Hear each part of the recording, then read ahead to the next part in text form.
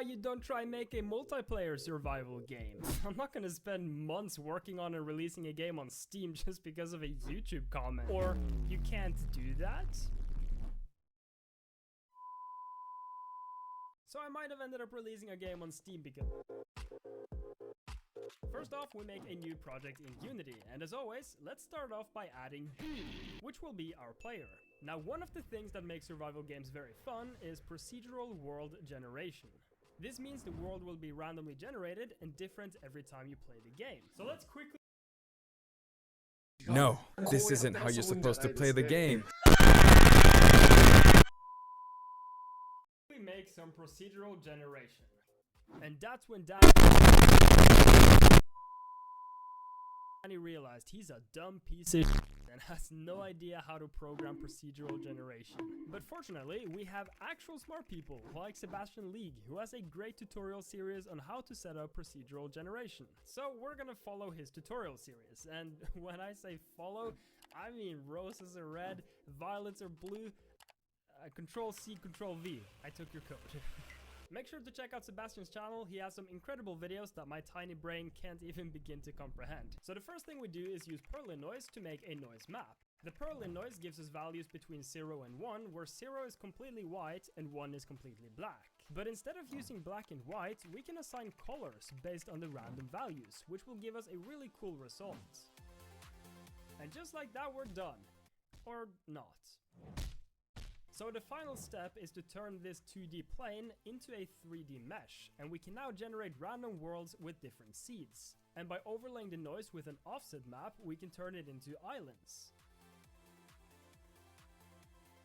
I set up a day and night cycle, added player movement, which I just copied from my game Carlson. Oh, Carlson is just a little game I'm working on. Currently the 17th most wishlisted game on Steam, so smash wishlist now, gamer. Now the island is currently looking pretty empty because it is completely empty. So I modeled a tree, and by using the same Perlin noise as the island, but with a different seed, we can now generate forests around the island. But this forest is looking kinda stiff, so let's add some wind to the trees. So some of the values were wrong, but I've fixed it now and it's working much better. But currently the player model is just a bee. So I made a new player model in Blender. But I didn't actually make a new player model, I just kinda used the one from my game Carlson. oh, Carlson? It's just a little game I'm working on. So anyway, I got him into the game, and god damn, K is eye cold. He wants his forehead back. I also gave him some eyes, and good old B has now been replaced by Caveman. Perfection. Oh, Now, most survival games have an inventory where you can store items, which doesn't really make sense. Like, where are the items being stored, you know what I'm saying?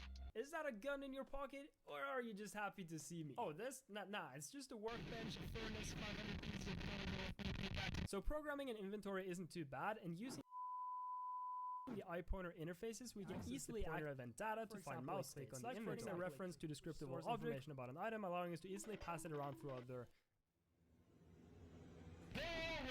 Shut up, nerd! And just like that, we have a working inventory, which I definitely did not yoink from Block Game. I'm an honorable man. I would never... I also made an axe model and made it so you can equip and use items, which works perfectly. Which now works perfectly. The next important step is adding multiplayer. Now, adding multiplayer to a game is kind of like looking myself in the mirror. It's pretty painful. But I've made a few multiplayer games in the past, so I'm a bit of an expert. What could possibly go wrong? Haha, it's me, Dani. I wanna die. But I finally got the multiplayer up and going, so there's that. And I've also added some particles, using Unity's particle system, a great system for making particles, and also made some highly advanced player animations. The game looks really wacky and bland right now though, so I found this awesome grass shader tutorial by Minions Art, so we're just gonna go ahead and follow along with the tutorial. And the game now looks so much better and more alive, so thanks for the grass shader, Minions Art, very cool. I also modeled a rock, and we can now slap tree and smack rock to gather resources, which can be used for building different things, like a workbench or a chest or buildings. Then I made it so you can see where all of the other players are facing, and it now works like a charm. No. Let's try that again, and that's, nope. What the fuck? So we can finally start adding enemies, which it should be pretty easy to do.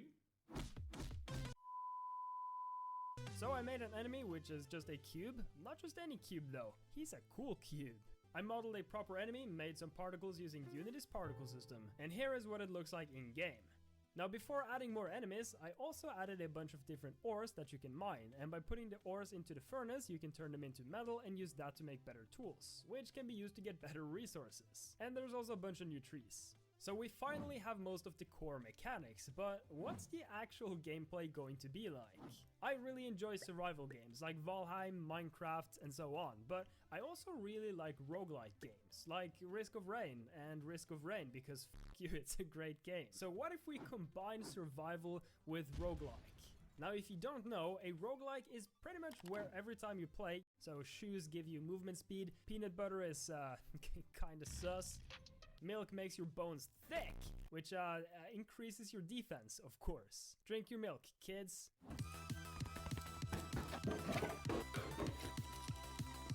Adrenaline, which falling below 30% HP, wait a second, what's that? Enhance. Oh, you don't know what causes it! So, currently to play multiplayer, you need to do port forwarding, and let's be real here, my average viewer is like 7 years old and has no idea how to do that. But luckily we can avoid this by just releasing the game on Steam. So first there's a small fee you have to $100! So my left kidney has been sold, but I don't have a name for the game yet, so let's just call it Island. Then we set up a store page with all of the necessary information and submit it for review, which they should accept instantly. Failure. What the fuck? Jeremy, you mother! And after calmly resolving the issue with Jeremy, we now have a Steam page for the game. Wishlist on Steam now, gamers. Anyway, we need some food to eat in the game, so I modeled a cow, made some animations, and they should now be walking around normally. Dude, they're acting so sassy, like you walk up to them and they're like, nah, bitch. Now here comes the first big issue I encountered. I'm using Steam to avoid opening ports, but for this to work, you need to use Steam networking, which means I have to rewrite my entire networking code to work with Steam. But don't worry, I'm sure the Steam documentation is... What is this? Luckily for us though, Gary Newman behind Gmod has made another f***ing C# Steamworks implementation. Our C# Steamworks implementation. And after doing some terrible code surgery, the game now finally works through Steam. Might not be working well, but it's working, and you don't even have to open any ports. But I still don't have a name for the game yet, so I need to find something that sounds good. Muck. Muck. What's muck? Muck. I mean, I'm releasing the game on Steam. I can't just call it muck. I need to keep it professional and like Muck. actually... Muck. Muck. Muck. Muck. Muck. Muck. Muck. So I messaged Steam. Hi, I'd like to change the application name to Muck. They replied with, hi, thanks for reaching out. Why the f do you want to name it Muck? Jeremy. To which I responded, hi Jeremy. Muck. Muck. And so I got all the formalities done and Muck is now available on Steam. Ah, shit. On another note, I finally got the building system to work much better, which was done using snapping positions on the different pieces. Old code go bye-bye. The animations have also been improved and are now working great. I also set up a main menu with me and the boys T-posing, and the menu is fully functional with settings that actually work and a lobby system integrated with Steam. You can change the settings and you can do whatever. You can start the game, which will randomly generate the world and send you and the boys into the game. To set up the actual backend of the lobby itself, I found a great tutorial by B. Thomas on how to set it up with the Facepunch C# Steamworks implementation. Now, we've got a bit of a problem. I kinda broke my Evan King.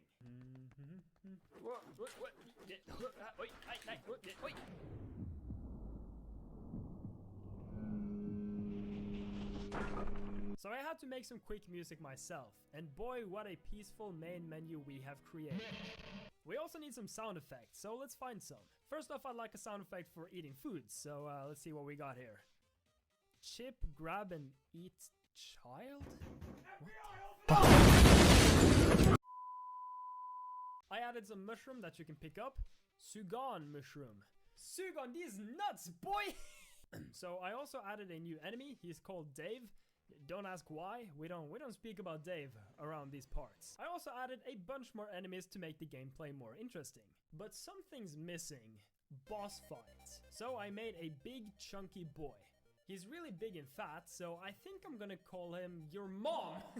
Anyway, I gave him some animations, made some particles using Unity's particle system, and Big Chunk is now finished. And is it just me, or is Big Chunk looking kinda thick?